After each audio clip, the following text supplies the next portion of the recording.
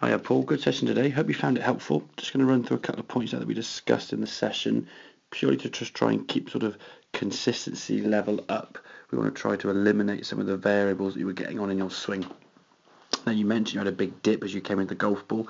The reasons for getting that was partly because as you went back, you moved off the golf ball towards your right side and therefore got further from the ball. And we also see now a bit of bending in that left arm, so the arms are collapsing now, so we're narrowing off the golf swing, so we've moved further from the golf ball and we've also narrowed the swing, so therefore the only way to get back to the golf ball now is to really sort of drop down into it and then chase after it as a result of that. Now on a good day when you're timing it well, not a problem, we hit the ball nicely.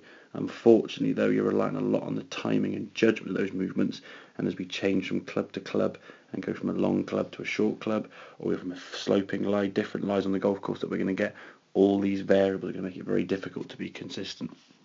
So what we're trying to do now is sort of maintain our head position over the ball. We can see the head moving a lot less laterally on the way back, and we're keeping the width now. Your hands now a lot further away from your chest as they are compared to that left hand side. So keeping the initial width to start with, and then from there now we can just unwind the body and rotate through the ball.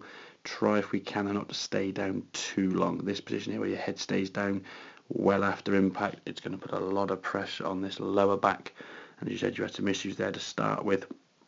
If we're not going to rotate through fully, as we can see, the shoulders will always go through 90 degrees, but your hips there haven't quite fully come through, and that right foot certainly staying flatter than ideal. So just make sure we do completely fully rotate everything body right the way through to target, but certainly in terms of the swing going back, try and keep the width, keep those hands away from the chest as we stay over the ball on the way back.